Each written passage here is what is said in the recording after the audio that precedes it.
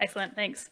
So I just wanted to put this up here to give you a sense of the size of the ocean and sea ice community in Australia. So we're not very well represented here at this workshop, but this was a photo from November from our annual COSMA workshop. And we had 100 people in attendance. So it's a very large community in Australia supporting this plan and development of ACCESS OM3. So first, just briefly to cover what COSMA has done for ACCESS OM2. So we've developed the ACCESS OM2 configuration across 3 different resolutions, interannual and repeat year forcing. There's a huge amount of shared output on Guardi for users to take up. We also have a bunch of analysis scripts, so it's easy for new users to jump in and use that output. We have all our code and discussions is open for the whole community to be involved in. And we have a great community. And I think, so COSMA has very low funding, so we have about 2 FTE, but I think we've been able to leverage this because we have this very large community with really high engagement in the development and validation of our models.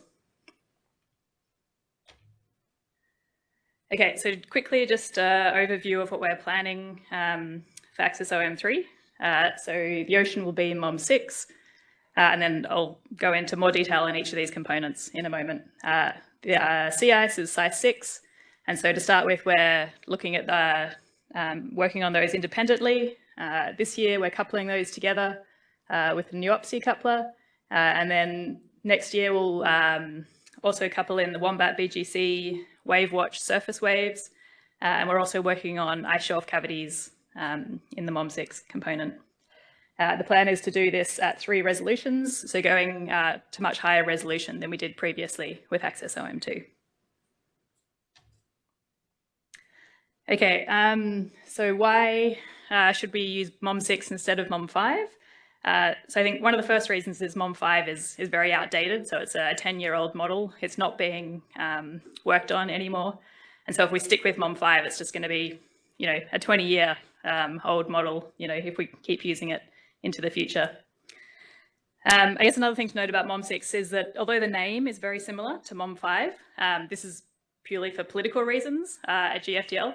It's an entirely different model with a different dynamical core. So one of the great things about it is it has a very different vertical coordinate scheme. So on the left here is an example of a Z-level model like MOM5. And with MOM6, we can have any type of vertical coordinate that we like. So we could do density following surfaces, terrain following, or some combination of these. And so you can see on the right here, the black lines indicate the levels in the model are following these density surfaces nicely. And this turns out to be really important in the ocean model. So if you use the Z coordinate on the left, you end up with a lot of spurious mixing that isn't great, gives you not very accurate solutions. So we're really excited about this new vertical coordinate available in MOM6. This also means that we have no vertical CFL limits anymore, which is also helpful. Okay, another advantage of MOM6 is that it's C-grid, not B-grid. So this is important for when we're looking at bathymetry. So for narrow straits and channels, with B-grid, you need 2 grid points and low resolution. That means you have quite unrealistic bathymetry. It's much easier to develop bathymetry on new products in the C-grid because you don't need to worry about those kind of restrictions. We have the capability for ice shelf cavities in MOM6.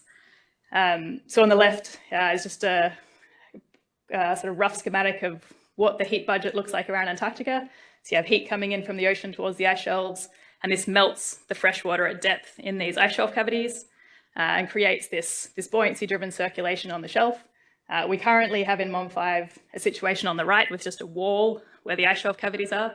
So we're getting the heat budget around Antarctica completely wrong, and there's no real way to fix that in MOM5.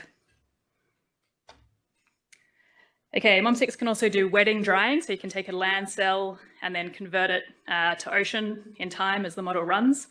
So this is relevant if you want to do coastal modelling with sea level inundation, tides. Also for ice shelf cavities, we can have moving grounding lines, so we can modify where the circulation can go in that ice shelf cavity and get accurate simulation of the melt rates in ice shelf cavities. we can also do regional domains in MOM6 that we can't do in MOM5. So we currently have a bunch of these going on now. So there's nice open boundary conditions that are easy to use in MOM6, all set up to go. We can also do tides in MOM6 that wasn't as easy in MOM5. Another great thing about MOM6 is there's a long tracer time step. So the tracer time step is split out from the rest of the dynamic time step. And so this means it's much cheaper to run BGC and tracer intensive simulations. Okay, so another component of the model is the sea ice. So we're switching to CESS-6 from CESS-5. The advantages of CESS-6, again, it's under active development. CESS-5 is no longer being developed. CESS-6 has flow size distribution, so it takes into account the size of the sea ice. And this is important. This impacts large-scale processes like melt and formation rates, because the lateral extent of the sea ice varies. Another good thing about CESS-6 is we can run in standalone mode, so we can test CESS-6 on its own without having to be coupled to an ocean model. We can do land fast ice, and there's also a CGrid version now, which would be great for coupling to the CGrid MOM6. Okay, also surface waves. We're going to include WaveWatch 3. So waves are really important, particularly for the interactions with the sea ice. So you can see here a picture of waves impacting the edge of the sea ice, and those waves cause breakup of the sea ice. So in order to get really accurate sea ice extent, it's important to have the waves coupled in there. I'll leave that graph. Okay, Wombat is another component, which will be the same moving from ACCESS-OM2 to ACCESS-OM3, except we now have the advantage that this will run much faster than it did previously. Okay, so another thing is that we're moving from OASIS coupler to NUOPSI. So this is because we already have, there are already NUOPSI wrappers that exist for MOM6, CESS-6 and WaveWatch 3. So this is a much easier path forward than if we were to try and stick with OASIS. NUOPSI also has the benefit that we can replace any component with a data based component instead. So we can work individually on CESS-6 or MOM6 or WaveWatch 3 and sort of tune those components independently before then coupling them together. So we can proceed in parallel with a lot of the development. Okay, so just to update you on what progress we've done so far on all of this. So we have a bunch of people working on MOM6 configurations. We have global 1/10 degree configurations, and we have a Pan-Antarctic and East Australia current regional configurations.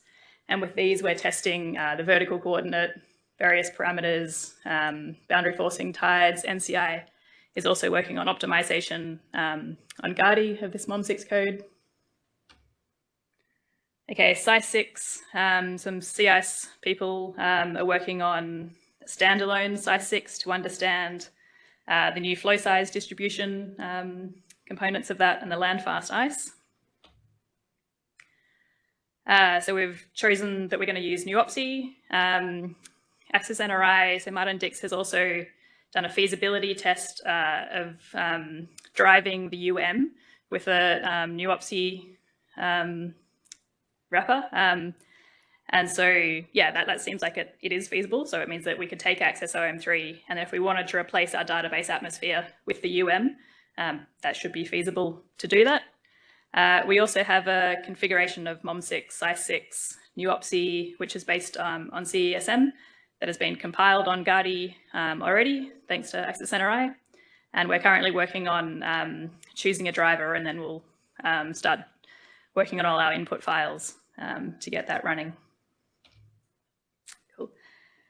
There are also people who are currently working on WaveWatch 3. So there's a global quarter degree MOM6, WaveWatch 3, not with CESS-6 yet, configuration that's been run, and testing the impact of those waves on the sea ice in that configuration. And we also have people working on the ice shelf cavity configurations in idolized and a regional ice shelf config, looking at melt parameterizations and just assessing the quality of that code at the moment. Okay, so in summary, we have a large community of ocean sea ice wave scientists in Australia, all working together to develop ACCESS OM3. And this is going to be going to deliver us major new research capabilities, as I've outlined. Thanks.